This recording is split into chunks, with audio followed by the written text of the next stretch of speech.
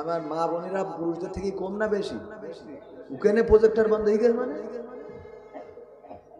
আমি প্রায় জায়গায় বলি যে পুরুষকে দেবেন প্রজেক্টর আর মহিলাকে দেবেন সামনে, কারণ এরা মাঠ ভর্তি করে না। আর মা বোনেরা মাঠ একটা যদি বানায় 3টে মাঠ ভরে যায়, ঠিক না ভাই? ঠিক। হ্যাঁ, এই জন্যই এটা। যাই হোক, আলহামদুলিল্লাহ ভাইয়ের আমার, আমি আপনাদের যেটা বলবো সেই দিকে যাচ্ছিলাম আলোচনা। তাহলে আর একটু দুই একটা গান তো শোনাতে হবে, নতুন গান শুনতেছি, তাহলে দুই একটা গান না শোনালে হবে না। তুমি যার লাগে এমবি ভরো তার তো বাটন ফোন, ওরে কেমন করে বুঝবে রে সে, কেমন করে বুঝবে গো সে ডিজিটাল তোর মন। তুমি যার লাগিয়া, তুমি যার লাগিয়া এমবি ভরো তার তো বাটন ফোন। মেসেজ দিলে সিন করে না, দেয় না তো রিপ্লাই, ভিডিও কলে বলবা কথা ক্যামেরা তার নাই রে, ক্যামেরা তার নাই। মেসেজ দিলে সিন করে না, দেয় না তো রিপ্লাই, ভিডিও কলে বলবা কথা ক্যামেরা তার নাই রে, ক্যামেরা তার নাই। ওরে ডিজিটাল এই যুগ জামানাই, ডিজিটাল এই যুগ জামানাই অ্যানালগ তার মন। তুমি যার লাগিয়া, তুমি যার লাগিয়া এমবি ভরো তার তো বাটন ফোন। প্রেম প্রীতি ভালোবাসা বিয়ের আগে নয়, মনের মধ্যে রাখো যুবক আল্লাহ তাআলার ভয় রে, পরকালের ভয়। প্রেম প্রীতি ভালোবাসা বিয়ের আগে নয়, মনের মধ্যে রাখো যুবক আল্লাহ তাআলার ভয় রে, পরকালের ভয়। ওরে তবেই তুমি মুক্তি পাবা, তবেই তুমি মুক্তি পাবা দোজখের আগুন। তুমি যার লাগিয়া, তুমি যার লাগিয়া এমবি ভরো তার তো বাটন ফোন। এমন যুবক আছে না নাই? ওগো আমার যুবকেরা, প্রেম প্রীতি করা যাবে না, অন্যায় করা যাবে না, অপরাধ করা যাবে না, ধূমপান করা যাবে না, ক্রাম বোর্ডের আড্ডায় সময় নষ্ট করা যাবে না। আমার ভাই জানে না, তাইলে কি করতে হবে আমার যুবকদের জন্য? 5টা নসিহা। কয়টা? 5টা নসিহা আমার যুবকদের জন্য।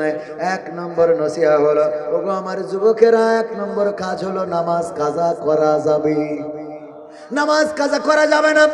আল্লাহর নবী সাল্লাল্লাহু আলাইহি ওয়াসাল্লাম ইন্তেকালের সময় বারবার বলেছেন আসসালাত আসসালাত।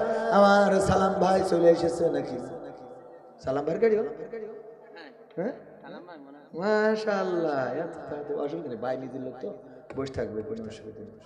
হ্যাঁ, তাইলে 1 নম্বর কাজ কি? নামাজ কাজা করা যাবে। 2 নম্বর কাজ, দাড়িটারে সংরক্ষণ করতে হবে, শেভ করা যাবে না, শেভ করতে হবে।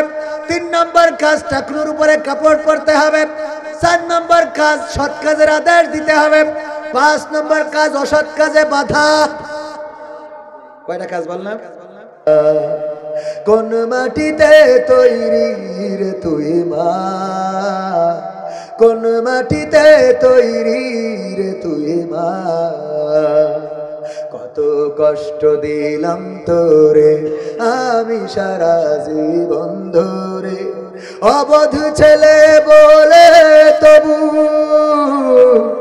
অবধ ছেলে বলে তবু করলি রে ক্ষমা। কোন মাটিতে তৈরি রে তুই মা, কোন মাটিতে তৈরি রে তুই মা, কোন মাটিতে তৈরি রে তুই মা, কোন মাটিতে তৈরি রে তুই মা। মাটির মতো সহ্য করার প্রবল ক্ষমতা, তবু তোর ঠোঁটে ঝরে মায়ের মমতা। মাটির মতো সহ্য করার প্রবল ক্ষমতা, তবু তোর ঠোঁটে ঝরে মায়ের মমতা। 3 ভুবনের স্বর্গ শুধু, 3 ভুবনের স্বর্গ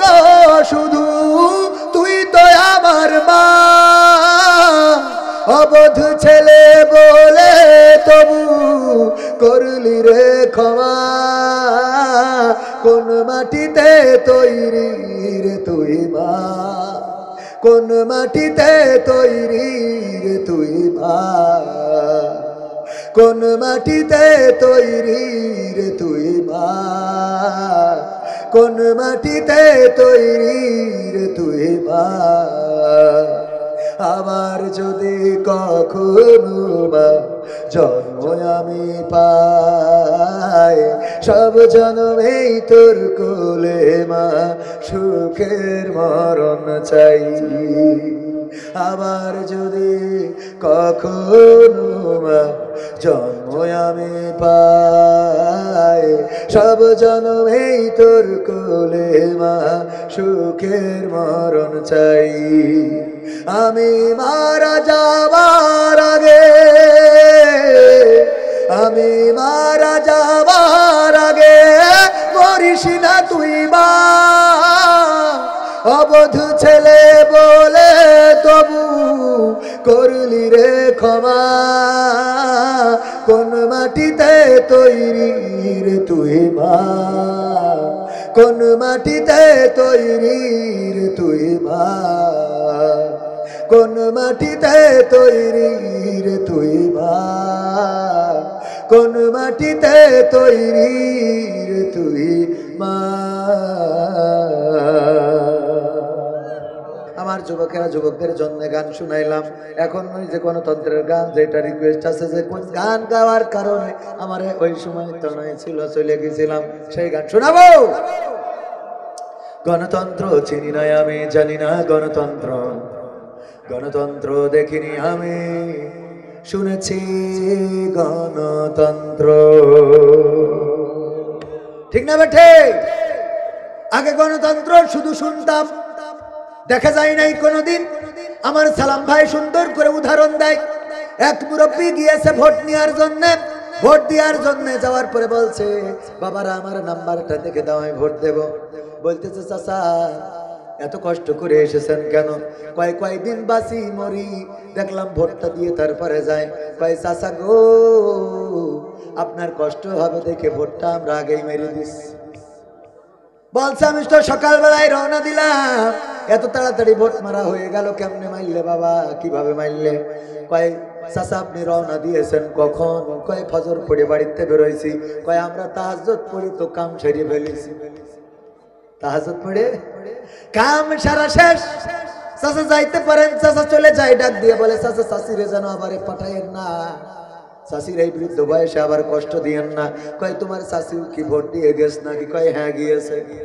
বলছে, দেখো কত বড় নেমো খারাপ, কত বড় সুবিধাবাদ জিন্দাবাদ। এমন বুড়ির সাথে আল্লাহ যেন আমার জান্নাতেও না রাখে, এমন বুড়ির সাথে আল্লাহ যেন আমার জান্নাতে না রাখে। চাচা বুড়ির পরে এত রাগ কেন? রাগ হবে না কেন? ওগো আমার বাবাজিরা, আমার স্ত্রী মরে গেছে আজ 12 বছর হয়ে গেল, এসে যখন ভোটটা দিয়ে গেছে তা আমার কি একটু দেখে যাবে না? আমার খবর কি একটু নেবে না? আমি কেমনে আছি, কেমনে বাসি, সেই খবর না নিয়ে চলে গেল রে। এই বুড়ির সাথে আমি জান্নাতেও যাইতে চাই না। এই গণতন্ত্র ছিল মুখে, আসলে বাস্তবে কোথাও গণতন্ত্র ছিল নাকি? গণতন্ত্র চিনি না আমি, জানি না গণতন্ত্র, গণতন্ত্র দেখিনি আমি, শুনেছি গণতন্ত্র। শুনেছিলাম আমি বাংলাদেশে গণতান্ত্রিক রাজা, যখন যারে মনে চেয়েছে ধরে দিয়েছে সাজা। শুনেছিলাম আমি বাংলাদেশে গণতান্ত্রিক রাজা, যখন যারে মনে চেয়েছে ধরে দিয়েছে সাজা।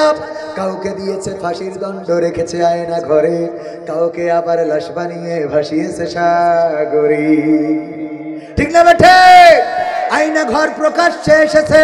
ডক্টর ইউনূস উপদেষ্টা সহ যারা আয়না ঘরে নির্যাতিত হয়েছে তাদেরকে নিয়ে আয়না ঘর প্রদর্শন করে তিনি মন্তব্য করেছেন, এমন ঘর, এমন কুঠুরি আইয়ামে জাহিলিয়াত বলে যে কথা ছিল, সেটা যেন বাংলাদেশের প্রতিটা আনাচে কানাচে কায়েম করা হয়েছিল।